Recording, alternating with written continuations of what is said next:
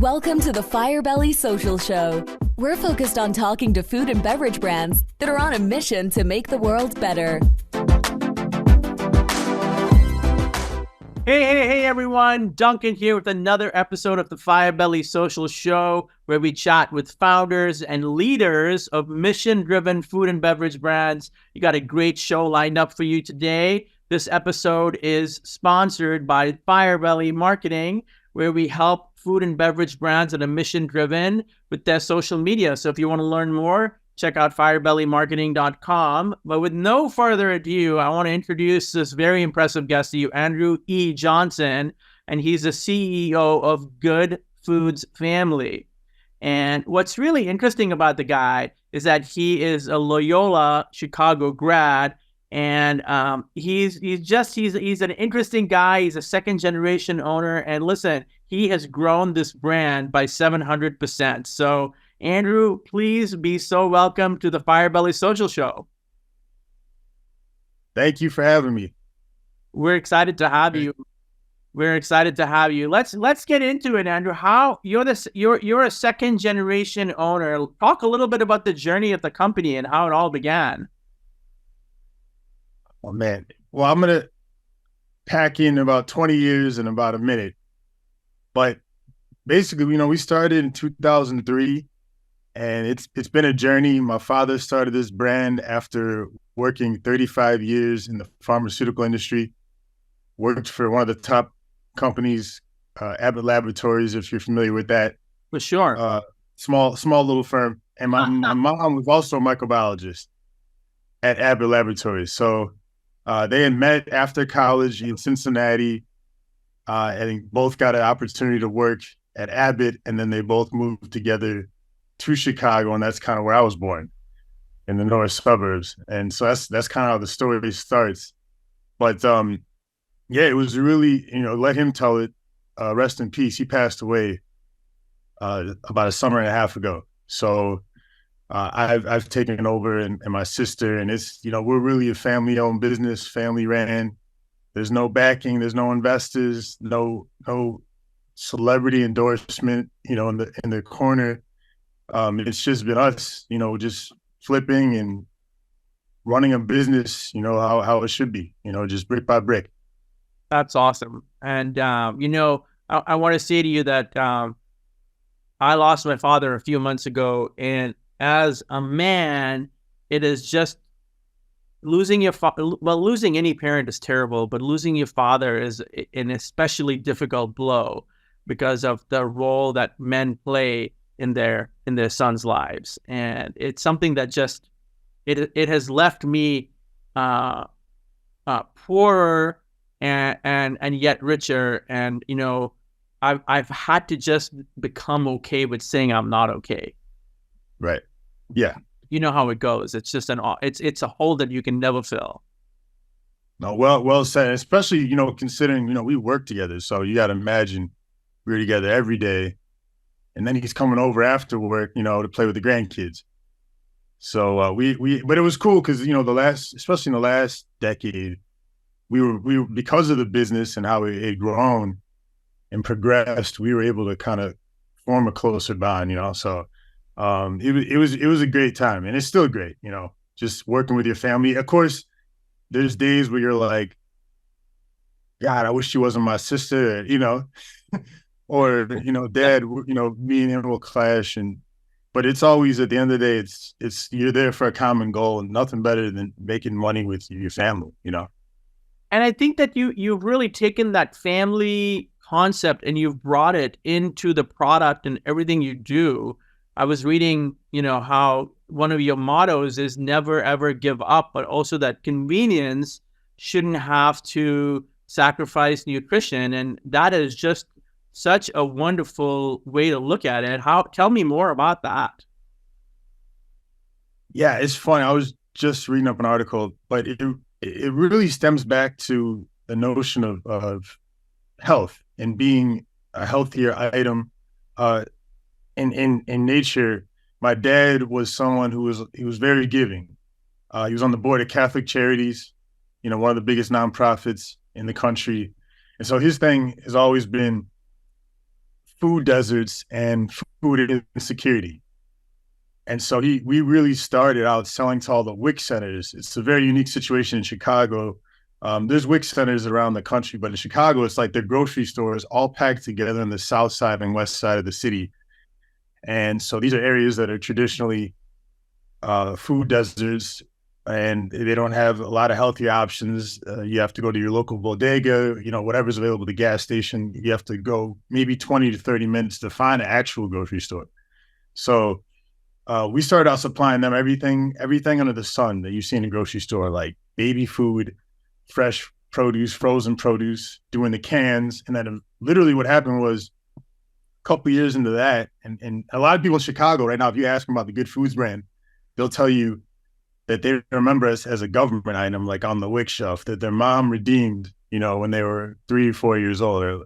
So we were doing baby food.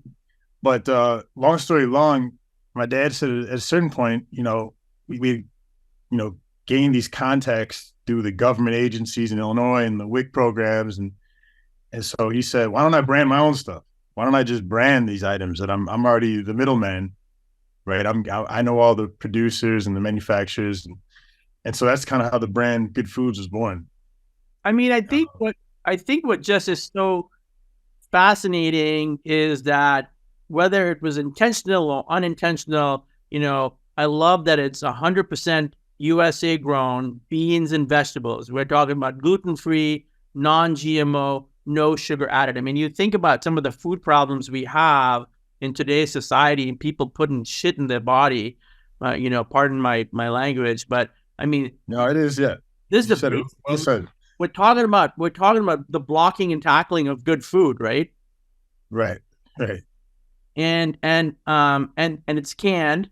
And tell us about some of the products. There's all kinds of beans, vegetables. Yeah, so black beans, pinto beans, kidney beans, chickpeas, all the staples. Black-eyed peas if you're in Chicago. And then we also do peas, corn, green beans, and mixed vegetable variety. So we have about nine total products. Right now. We got to play a quick game. I'm looking at your products right now. If you had to pick one of those products, right, you can cook it any way you want, but that's the only thing you can eat for the rest of your life. What are you going to pick? That's a tough one. I'm going to say this. It's between the black beans and the corn. And if I had to, I'll probably go with black beans. All right. Well, my choice is chickpeas. And that would have been third. I love all my pie. I'll never get say anything. These are these are my kids. So that's really awesome. I have nothing but positive things. But yeah, the black beans, I would say. And you've played a pivotal role in the company's distribution. What's that like? What's that journey like? 700%. I mean, that is just mind-boggling. What's that journey like? One day I'm going to write a book about it, but it's been a journey, like you said. I mean, it was just brick by brick, years of developing relationships, being at the right place at the right time. We started talking a little bit off camera about just being a minority in this industry. Me and my dad were trolling along, I think, for a while with this government work. And then what happened is in about 2012, Jewel Osco, big time Chicago grocery store, said, "Hey, why don't you're local and you're selling the government. Why don't you let's get you guys on our shelves?" That's awesome. And so that was our first store, Jewel Osco. And so basically, we were in Jewel Osco and Mariano's, another Chicago store, for years, from 2012 to like 2018, maybe 6 years, and with the government work. And then basically what happened was with the pandemic, and when everyone started freaking out and picking up every paper towel and every piece of toilet paper, they were picking up cans too. And so we sold like a year's worth of supply in 3 months. We were sold out.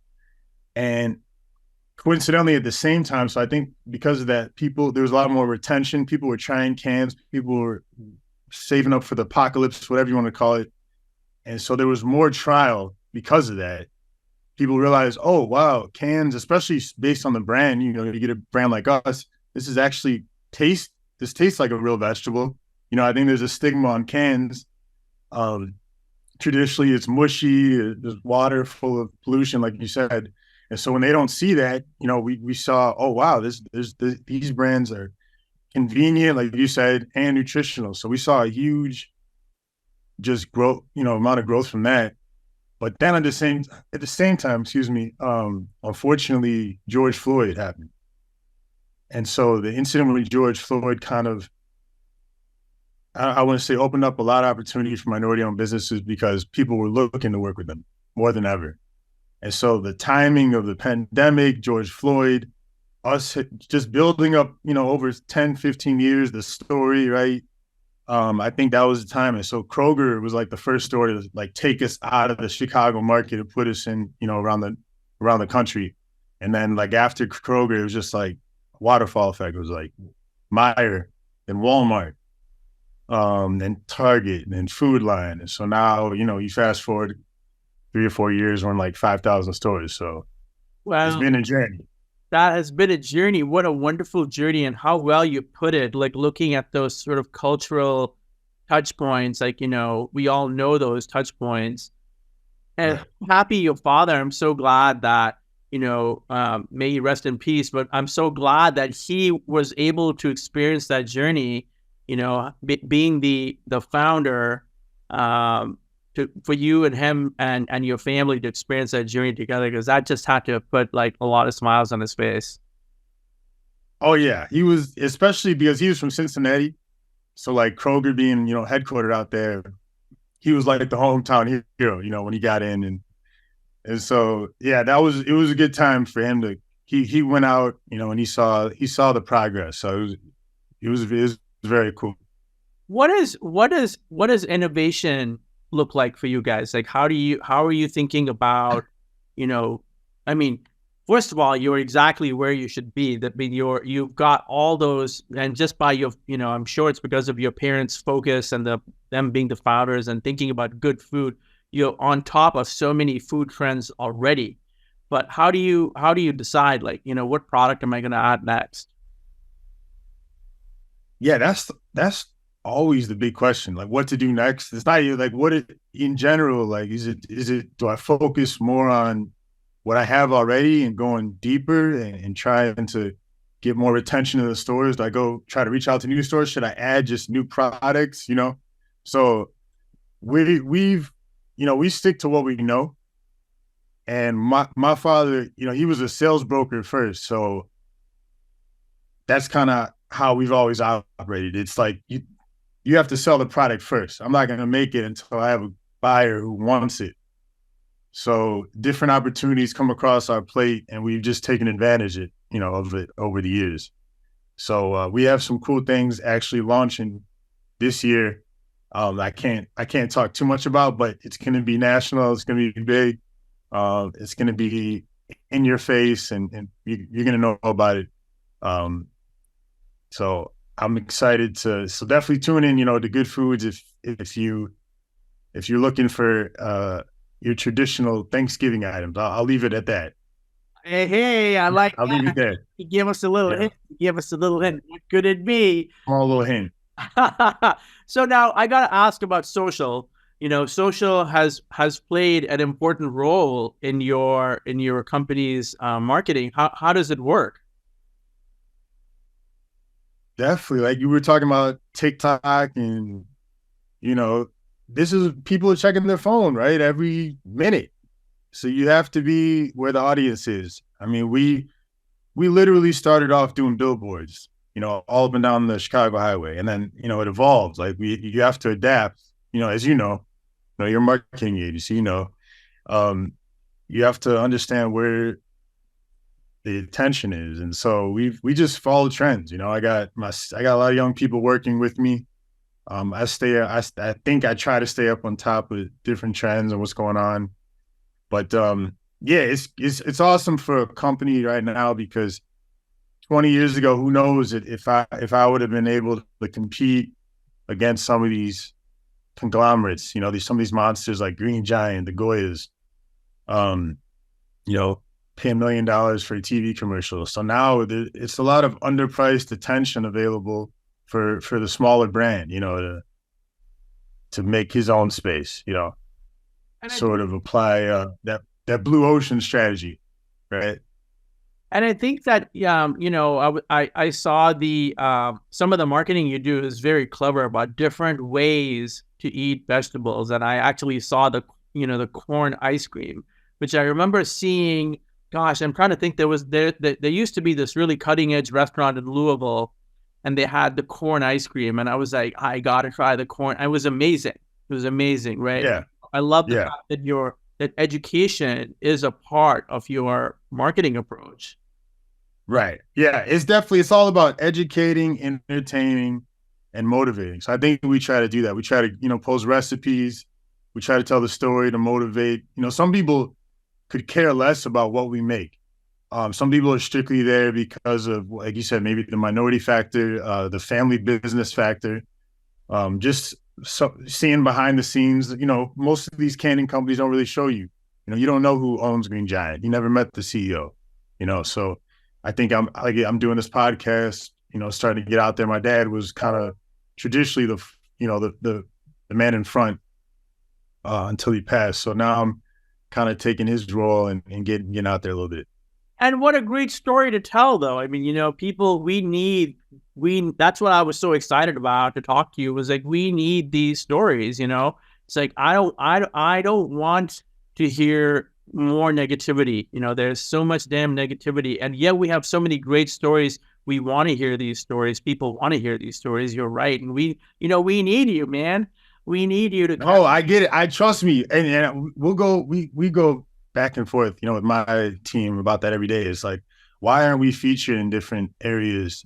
Why are they only showing these negative stories? Yeah. And speaking of a positive story, you all have a big commitment to sustainability and to, I'm trying to think, sustainable farming. Let's talk about that.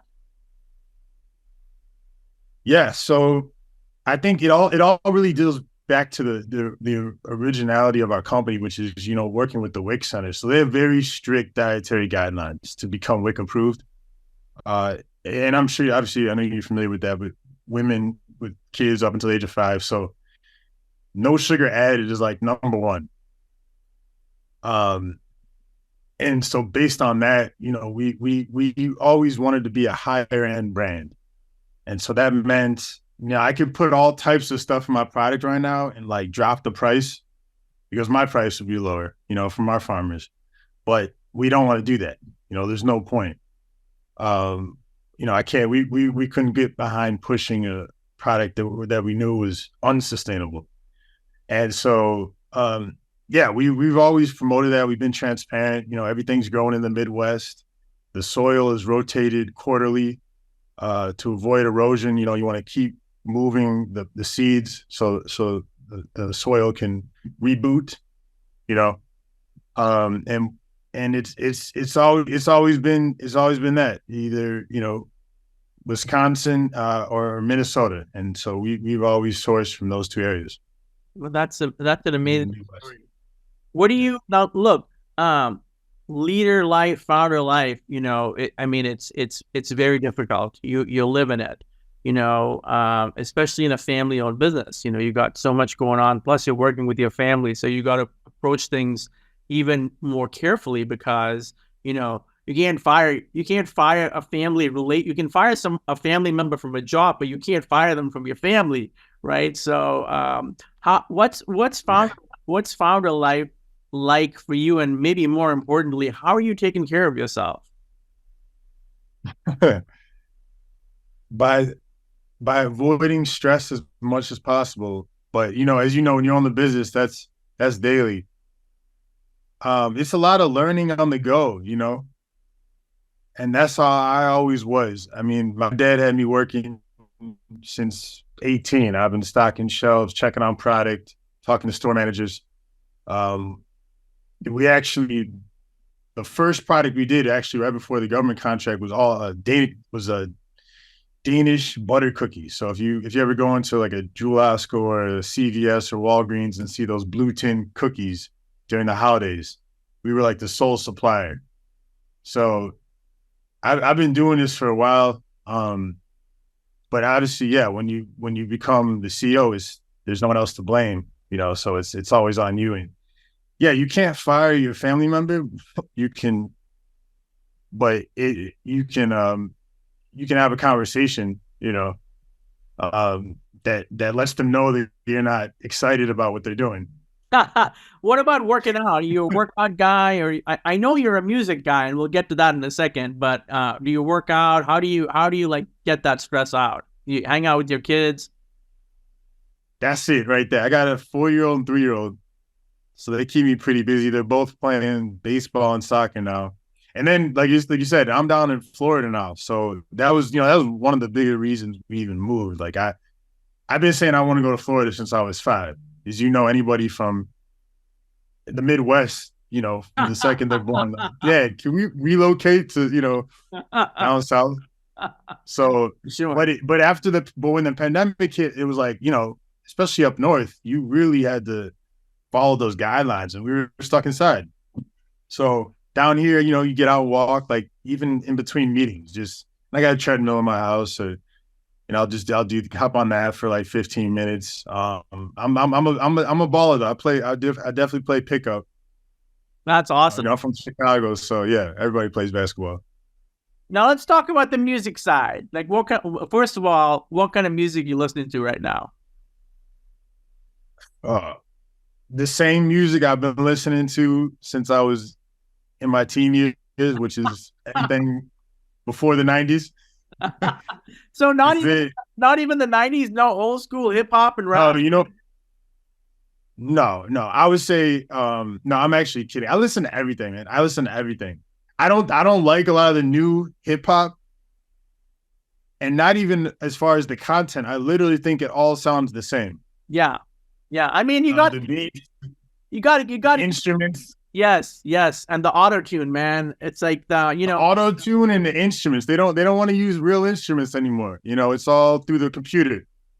It's interesting. My wife is a big fan of Manny Fresh, and I was like, thank you, Manny Fresh, for giving us crap, but screw you, Manny Fresh, for giving us crap, because God, let's get something new up in here. It's like the same thing. It's like all, and I mean, I know there's lots of great artists out there, and there's but I want to say, I don't know. I probably get some flack for this. I don't know that the innovation that's happening in music is happening in today's pop, hip hop, and rap. It's not happening there. It's happening with conscious rap. It's happening with indie rock. It's happening with pop, but I don't know that particular genre is doing, which used to be in the 90s one of the most innovative genres.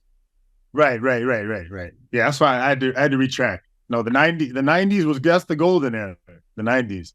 Okay, but I used to, like, I in college at Loyola, I was like a marketing guy.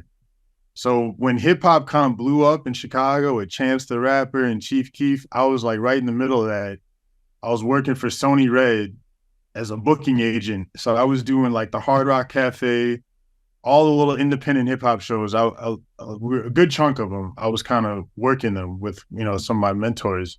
So that's why. So all the marketing you see, like the infographics, I do everything you see, the website, I do all of it, the posting, everything.